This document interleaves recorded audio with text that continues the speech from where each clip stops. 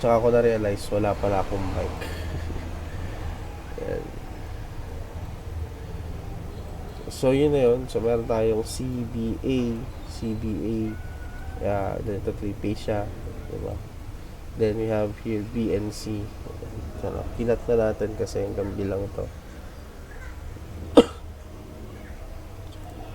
Yung lahat yan is pupunta dapat extend natin.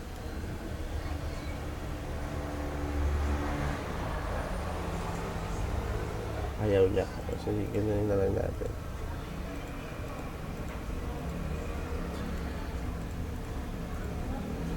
So, dapat may bilog pa doon.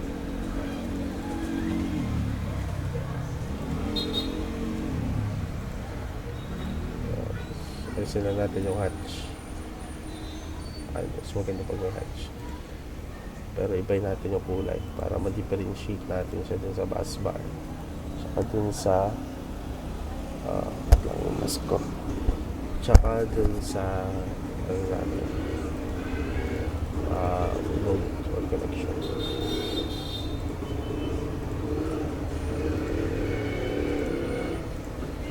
So ito yung complete 3-phase load. We have here our utility to MCB or BTC. Hindi ko na sinama yung short circuit kasi nga galing naman yung supply nito sa mall.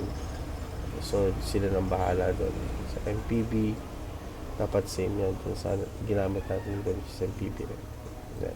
So we now have a complete 3-phase panel board, no, for a veterinary clinic. So tapos na siya, and that's it, no. Medyo nabitin lang kanina since may interruption tayo ganap at the end of the video. Yun lang, and have a nice day.